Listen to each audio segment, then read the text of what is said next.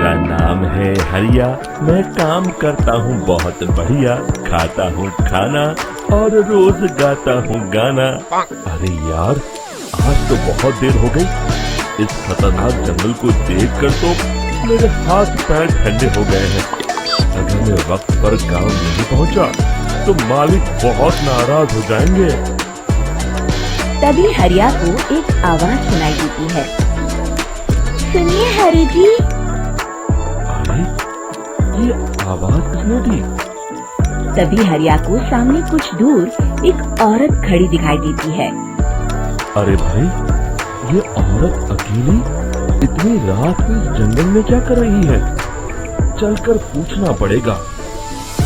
फिर हरिया अपनी बैलगाड़ी उस औरत के सामने लाकर रोक देता है और उससे पूछता है।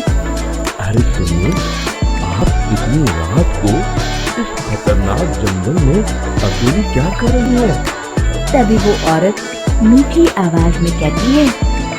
अरे हरु जी, आप आ गए। मैं कब से आपका इंतजार कर रही थी।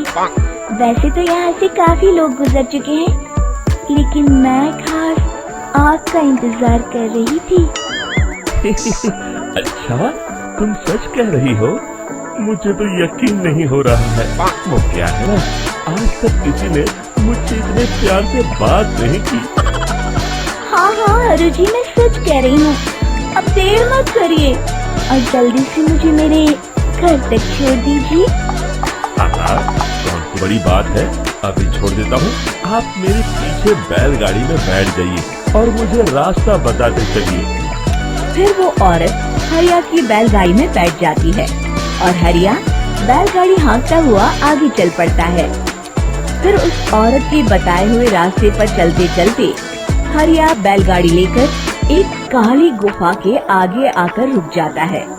हरिया उस औरत से पूछता है।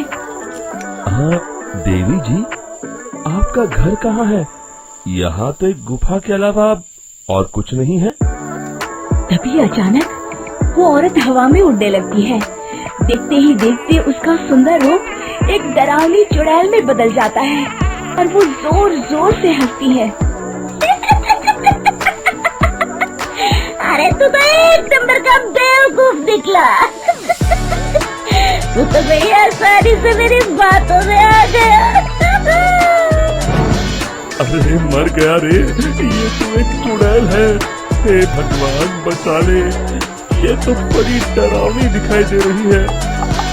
और फिर अगले ही पल हरिया की बैलगाड़ी में रखा सारा सामान हवा में उड़ता हुआ उस काली गुफा के अंदर चला जाता है और वो चुड़ैल भी उस गुफा के अंदर जाकर कहीं गायब हो जाती है। हरिया ये नजारा देख बुरी तरह घबरा और परेशान हो जाता है। अरे ये चुड़ैल तो मेरा सारा सामान लेकर गुफा में गायब हो गई। अब क्या होगा? अगर मैं गांव खाली हाथ गया तो मालिक मेरी अच्छी खबर लेंगे। मेरी इस बात का कोई यकीन भी नहीं करेगा। फिर आखिर वही हुआ। हरिया के मालिक चंपक सेठ को हरिया की किसी भी बात पर रत्ती भर भी यकीन नहीं हुआ। चंपक सेठ को लगा हरिया झूठ बोल रहा है और उसने ही लालच में आकर सारा सामान हड़प कर लिया है। फिर हरिया को बेईमान समझकर चंपक सेठ उसे काम से निकाल देता है। अगले दिन अपनी दुकान में परेशान बैठा चंपक सेठ गुस्से में बड़बड़ाता है। अरे दुकान में तो सामान बिल्कुल भी नहीं है, अब मुझे ही शहर जाकर सामान लाना होगा। फिर वो अपनी बैलगाड़ी लेकर शहर चला जाता है। शहर से सामान लेकर जब चंपक सेठ वापस गांव लौट रहा होता है, तभी उसे एक आवाज सुनाई देती है। चंपक जी, ओ चंपक जी। अरे ये तो कोई मेरा नाम लेकर मुझे पुकार रहा है। फिर उस रास्ते में वही औरत खड़ी दिखाई देती है। फिर क्या था, हरिया की तरह चंपक सेठ भी उस औरत के पास अपनी बैलगाड़ी लेकर जाता है और वो भी उसकी चिकनी चुपड़ी बातों के मोह जाल में फंस जाता है। फिर चुड़ैल उसे भी अपनी गुफा तक ले जाती है और उसका सारा सामान लेकर गुफा में गायब हो जाती है। बेचारा चंपक सेठ लाचार होकर खाली हाथ गांव लौट आता है। फिर ये उस जंगल में रोज की बात हो जाती है। जो कोई भी शहर से कुछ लेकर गांव की तरफ लौटता, वो चुड़ैल उसे बेवकूफ बनाकर उसका सारा सामान लेकर गुफा में गायब हो जाती। एक दिन हरिया एक लकड़हारे को उसी जंगल की तरफ जाते हुए देखता है। फिर हरिया उसे रोकते हुए कहता है, अरे भाई, क्यों अपनी मौत को दावत दे रहे हो?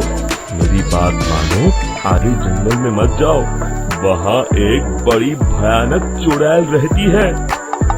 लकड़हारा हरिया की बातों को नजरअंदाज करते हुए कहता है, अरे भाई, मुझे पहले ही बहुत देर हो चुकी है, मुझे जाने दो भाई। शाम तक लकड़ियाँ काट कर शहर के बाजार में बेचना है। तुम अपनी ये कहानी किसी फुर्सत में बैठे इंसान को सुनाओ, मैं तो चला। इतना कहकर लकड़हारा वहाँ से आगे जंगल की तरफ चला जाता है। फिर अगले दिन गांव के मुखिया के घर के बाहर बहुत सारे लोग जमा हो जाते हैं। तभी हाथ में कुल्हाड़ी लिए खड़ा लकड़हारा कहता है, अरे मुखिया जी, अब आप ही हमें बचाइए उस जंगल वाली चुड़ैल से। हमारा सारा काम तो शहर से ही होता है। अरे मुखिया जी, उस चुड़ैल की वजह से तो मैं पूरी तरह बर्बाद हो गया हूँ। हम सबको मिलकर उस चुड़ैल का कोई इलाज करना पड़ेगा। तभी भीड़ में खड़ा बीरा कहता है, आप लोग चिंता मत करिए, कल से वो चुड़ैल किसी को नहीं लूट पाएगी। मेरे पास एक बहुत अच्छी तरकीब है। तभी चंपक सेठ उसका मजाक उड़ाते हुए कहता है, अरे तेरा नाम बीरा है तो क्या हुआ?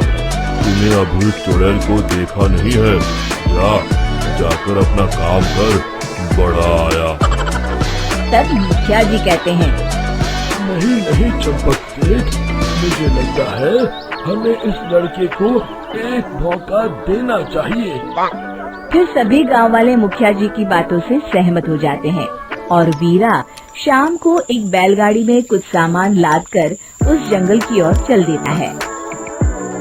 वीरा, ओ वीरा, कहाँ जा रहा है?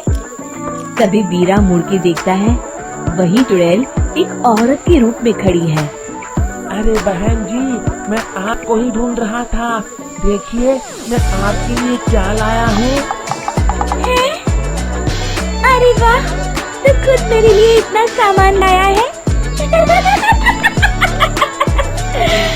तू ही अकेला गाँव में समझदार है। जरा देखो, मैं भी खोल के बड़े भूख लगी है। जैसे ही चुड़ैल उस सामान पर से कपड़ा हटाती है, एक भगवान शिव की तेज रोशनी उसके अंदर मूर्ति से निकलती है और चुड़ैल अपने असली रूप में आकर जलने लगती है। अरे मैं जल रही हूँ, बचाओ! बचाओ! ओम नमः शिवाय! मर गई मैं! देखते ही देखते वो चुड़ैल राख के साथ उड़ जाती है और सभी गांव वाले भी वहां जाते हैं। शिक्षा बुराई पे सदा अच्छाई की ही जीत होती है।